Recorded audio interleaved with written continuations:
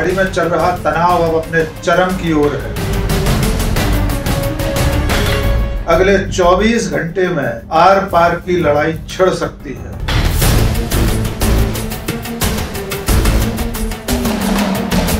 Iran और Israel एक दूसरे पर बड़ा हमला कर सकते हैं। रूस ने खुलकर ईरान का साथ देने का फैसला किया है और दूसरी तरफ फ्रांस ने इजराइल का साथ छोड़ दिया। नमस्कार, मैं डॉक्टर राकेश पाठक खाड़ी में चल रहे ताजा हालात की अपडेट लेकर हाजिर हूं। पिछले 24 घंटे खाड़ी युद्ध में कई बदलाव हुए हैं और सबसे अहम घटनाक्रम है फ्रांस का इजराइल का साथ छोड़ देना। इजराइल के राष्ट्रपति इमानुएल मैक्रोन ने कहा है कि वे इजराइल को फौरन से पेशतर हथियारों की सप्लाई रोक रहे हैं। मैक्रोन का कहना यह है कि इस संकट का राजनीतिक हल खोजा जाना चाहिए। वे चाहते हैं कि यह युद्ध रुके, इसलिए वे इजराइल को हथियारों की सप्लाई रोक रहे हैं। फ्रांस के राष्ट्रपति के इस बयान के बाद इजराइल के प्रधानमंत्री बेंजामिन नेतन्याहू बौखला गए हैं। उन्होंने फ्रांस के राष्ट्रपति को खरी खोटी सुनाई है और उन्होंने कहा है कि आप साथ दें या न दें, आपके साथ के साथ या आपके साथ के बिना इजराइल ये जंग जरूर जीतेगा। लेकिन भविष्य में यह याद रखा जाएगा कि जब इजराइल को जरूरत थी तब फ्रांस ने उसका साथ नहीं दिया था। इसके अलावा इजराइल के प्रधानमंत्री ने खुलकर यह स्वीकार किया है कि उन्हें और उनके देश को 7 मोर्चों पर एक साथ लड़ना पड़ रहा है।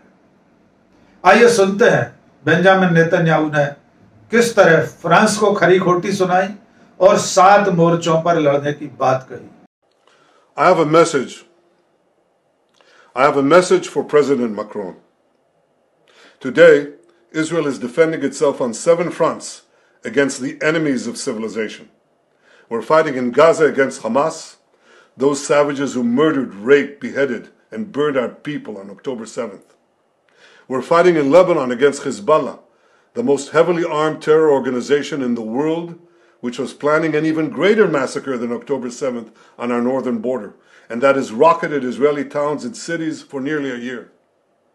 We're fighting against the Houthis in Yemen and the Shiite militias in Iraq and Syria that together have launched hundreds of drones and missile attacks against Israel. We're fighting against terrorists in Judea and Samaria who are trying to murder civilians in the heart of our cities. And we're fighting against Iran, which last week fired over 200 ballistic missiles directly at Israel, and which stands behind the 7-front war against Israel. As Israel fights the forces of barbarism led by Iran, all civilized countries should be standing firmly by Israel's side. Yet President Macron and some other Western leaders are now calling for an arms embargo against Israel. Shame on them. Is Iran imposing an arms embargo on Hezbollah, on the Houthis, on Hamas, and on its other proxies? Of course not. The axis of terror stands together. But countries who supposedly oppose this terror axis call for an arms embargo on Israel. What a disgrace. Well, let me tell you this. Israel will win with or without their support. But their shame will continue long after the war is won. For in defending ourselves against this barbarism, Israel is defending civilizations against those who seek to impose a dark age of fanaticism on all of us. Rest assured, Israel will fight until the battle is won, for our sake and for the sake of the peace and security of the entire world. France के हथियारों की supply रुकने से Israel बौखला गया है।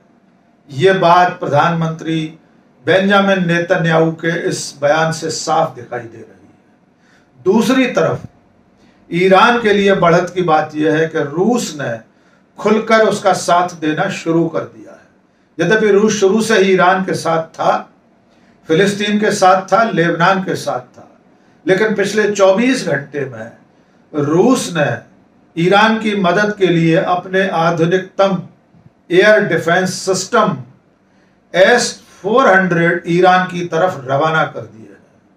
ये एक ऐसी आधुनिकतम प्रणाली है S-400 जो हवा में ही किसी भी मिसाइल अटैक को, किसी हवाई हमले को नाकाम करने में बेहद कारगर साबित होती है। S-400 के मिलने से ईरान की ताकत बढ़ गई है। रूस ने लेबनान के युद्ध पीड़ितों के लिए 33 टन सामग्री रवाना कर दी है। यानी इजराइल के हमले में जो नुकसान लेबनान के लोगों को हुआ है, उन्हें जो जिंदगी के लिए जरूरी सामान की जरूरत है इस वक्त, उसकी सप्लाई रूस ने लेबनान की तरफ भेज दी है।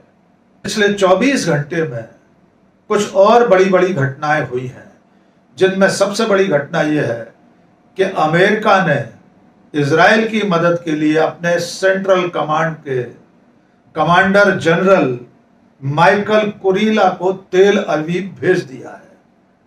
माइकल कुरीला तेल अवीव पहुंच गए हैं, इजराइल की राजधानी। वहां वे इजराइल के सैन्य कमांडरों के साथ मीटिंगें कर रहे हैं और ईरान पर हमले की तैयारी तेज हो गई है। अमेरिका ने पिछले 24 घंटे में अपने जंगी जहाजों का एक और बेड़ा खाड़ी की तरफ भेज दिया है। 2 दिन पहले भी उसने अपने युद्धक विमान खाड़ी की तरफ रवाना किए थे, जो अब खाड़ी में पहुंच चुके हैं। लेकिन कल यानी 5 अक्टूबर को अमेरिका ने अपने दर्जनों लड़ाकू विमान इजराइल की मदद के लिए खाड़ी की तरफ रवाना कर दिए। इस बीच में इजराइल के हमले तेज हो गए हैं। बीती रात उसने लेबनान और गाजा पट्टी पर कुछ और हवाई हमले किए हैं। लेबनान की राजधानी बेरूत के दक्षिण में उसके हवाई हमले में कई लोगों के मारे जाने की खबर है। और इससे भी ज्यादा महत्वपूर्ण बात यह है कि वहां पर स्थित एक गैस स्टेशन को इजरायली हमले में तबाह कर दिया गया है। और गाजा पट्टी पर जो उसने हमला किया है, उस हमले में निशाना एक मस्जिद बनी। मस्जिद में मौजूद 18 लोग मारे गए हैं। इस तरह ये लड़ाई और तेज होती जा रही है। दूसरी तरफ ईरान इजराइल के किसी भी हमले से निपटने के लिए अपनी तैयारियां लगातार तेज करता जा रहा है। जैसा कि आप जानते हैं कि इजराइल और अमेरिका के निशाने पर ईरान के तेल ठिकाने और परमाणु ठिकाने हैं। तेल के कुओं और तेल के स्टेशनों पर हमले के लिए अमेरिका पहले ही हरी झंडी दिखा चुका है, लेकिन ईरान के परमाणु ठिकानों पर हमले के लिए शुरू में अमेरिका कुछ नानुकुर कर रहा था।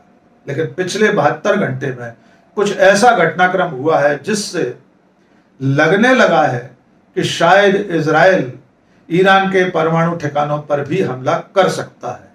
आपको याद होगा, हमने पिछले वीडियो में आपको बताया था कि इजराइल के 2 भूतपूर्व प्रधानमंत्रियों और अमेरिका के भूतपूर्व डोनाल्ड ट्रंप ने इजराइल से कहा है कि वो ईरान के परमाणु ठिकानों पर हमला करने में संकोच न करे। इसके बाद, इन भड़काऊ बयानों के बाद, इस बात की आशंकाएं और तेज हो गई हैं कि इजराइल अगले 24 घंटे में ईरान के न केवल तेल ठिकानों बल्कि परमाणु ठिकानों पर भी हमला कर सकता है। इन सारे हालात में ऐसा लगने लगा है कि यह लड़ाई सिर्फ खाड़ी देशों तक सीमित नहीं रहेगी। दुनिया की बड़ी ताकतें दोनों खेमों में पहले ही बटी हुई हैं और इस वक्त जबकि तनाव बढ़ रहा है, ईरान के साथ रूस का खुलकर आना, इजराइल का फ्रांस का साथ छोड़ देना, 2 बहुत महत्वपूर्ण घटनाएं हैं। इनका आने वाले दिनों में क्या प्रभाव होगा, ये हम आगे आपको अपडेट देते रहेंगे।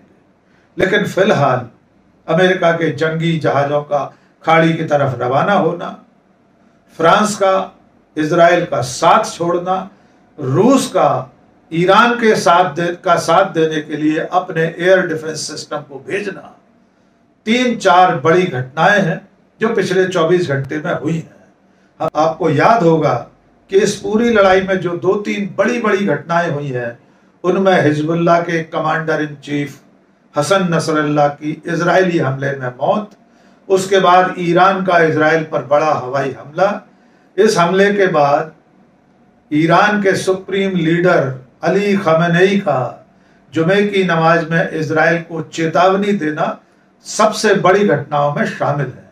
याद होगा कि शुक्रवार के दिन ईरान की राजधानी तेहरान में ईरान के सुप्रीम लीडर अली खमेनेई ने जुमे की नमाज में इजराइल को चेतावनी दी थी और इसके साथ साथ उन्होंने दुनिया भर के मुसलमानों से एकजुट होने की अपील भी की थी।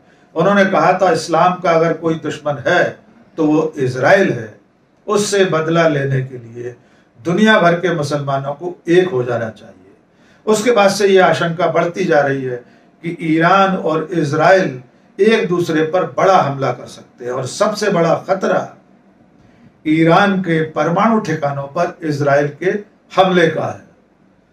देखना होगा अगले 24 घंटे में खाड़ी में चल रहा ये संकट, खाड़ी संकट का ऊंट किस करवट बैठता है। आज के इस वीडियो में बस इतना ही। बहुत बहुत शुक्रिया। जय हिंद।